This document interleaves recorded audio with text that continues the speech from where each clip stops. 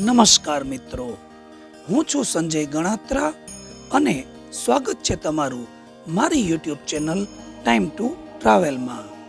મિત્રો, આજે આપણે ભગવાન શ્રી કૃષ્ણના એક એવા ભક્તની વાત કરવાના છીએ કે જેની ભક્તિથી પ્રસન્ન થઈ ભગવાન શ્રી કૃષ્ણ દ્વારકાથી ડાકોર આવ્યા। માત્ર એટલું જ નહીં, પરંતુ દ્વારકાથી ડાકોર આવતી વખતે પોતાના ભક્તને ગાડામાં આરામ કરવાનું કહી સ્વયં દ્વારકાધીશે ભક્તનું ગાડું હંકાર્યું। ભગવાન શ્રી કૃષ્ણના આ પરમ ભક્ત હતા ભક્ત બોડાણા, અને આ ભક્ત બોડાણા વિશે આજે આપણે વાત કરીશું। મિત્રો, ડાકોર એ ગુજરાતના ખેડા જિલ્લામાં આવેલું એક પ્રસિદ્ધ યાત્રાધામ છે। અહીં રણછોડરાયજીનું પ્રસિદ્ધ મંદિર આવેલું છે।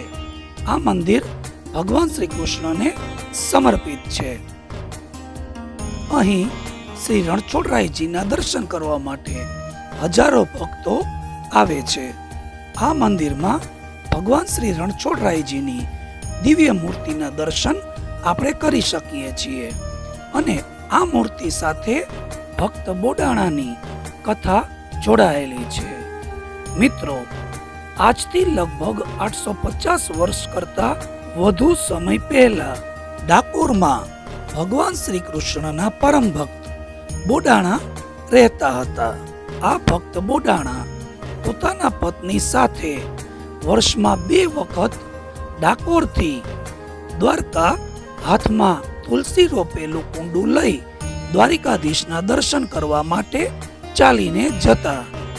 ભક્ત બોડાણા 72 વર્ષના થયા ત્યાં સુધી તેમણે આ ક્રમ જાળવી રાખ્યો, પરંતુ હવે તેમને દ્વારકા ચાલીને જવામાં તકલીફ થતી હતી।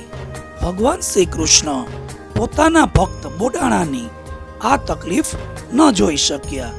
આથી તેમણે બોડાણાને રાત્રે સ્વપ્નમાં આવીને કહ્યું કે તું ગાડું લઈ દ્વારિકા આવ, હું તારી સાથે દ્વારિકાથી ડાકોર આવીશ।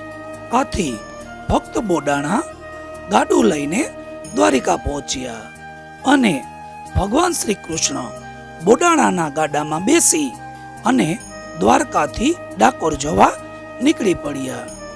રસ્તામાં બોડાણાને આરામ કરવાનું કહી સ્વયં ભગવાન શ્રી કૃષ્ણએ ભક્ત બોડાણાનું ગાડું ચલાવ્યું। આ રીતે ભગવાન દ્વારકાધીશ રણછોડરાય સ્વરૂપે ડાકોર પધાર્યા। જ્યારે દ્વારકાધીશ મંદિરના પૂજારીઓને આ બાબતની જાણ થઈ ત્યારે તેઓ મૂર્તિ પાછી લેવા માટે ડાકોર આવ્યા। ભક્ત બોડાણાએ મૂર્તિને ગોમતી તળાવના પાણીમાં સંતાડી દીધી અને પોતે પૂજારીઓને મળવા માટે ગયા।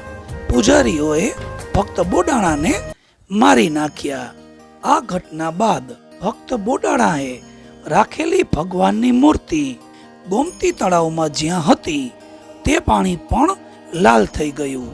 આથી પૂજારીઓ સમજી ગયા કે ભગવાન શ્રી દ્વારકાધીશની મૂર્તિ સરળતાથી પાછી લઈ જઈ શકાય તેમ નથી। આથી તેઓએ યુક્તિ કરી કે જો ભક્ત બોડાણાના પત્ની તેમને મૂર્તિના વજન જેટલું જ સોનું આપે તો તેઓ મૂર્તિ ડાકોરમાં રહેવા દેવા માટે તૈયાર છે। તો બોડાણાના પત્ની ગંગાબાઈ એકદમ ગરીબ હતા।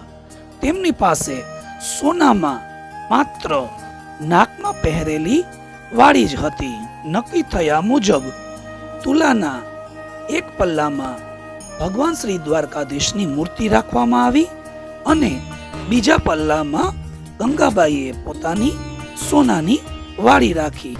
ગંગાબાઈની ભક્તિના પ્રભાવથી બંને પલ્લા સમાન થયા, અને ભગવાન દ્વારકાધીશ ગંગાબાઈની વાળીના ભારોભાર તોલાયા, અને ભગવાન શ્રી દ્વારકાધીશનું આ સ્વરૂપ ડાકોરમાં રણછોડરાયજી તરીકે પ્રસિદ્ધ થયું। મિત્રો, આ છે ડાકોરમાં આવેલું ભક્ત બોડાણાનું પુરાતન ઘર, પરંતુ આ ઘર જર્જરિત હાલતમાં થઈ ગયું હોવાથી હાલમાં તેના પુનઃનિર્માણની કામગીરી ચાલુ છે.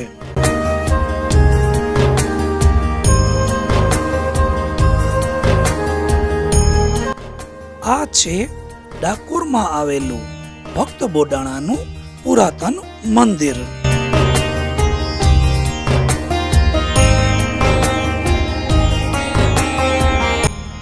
મિત્રો, આ વિડીયો જો તમને સારો લાગ્યો હોય તો લાઈક કરજો, શેર કરજો અને કોમેન્ટ કરજો. જો તમે મારી ચેનલ પર નવા હો તો મારી ચેનલને સબસ્ક્રાઇબ કરજો. ફરી મળીશું નવા વિડીયો સાથે. ત્યાં સુધી ગુડ બાય.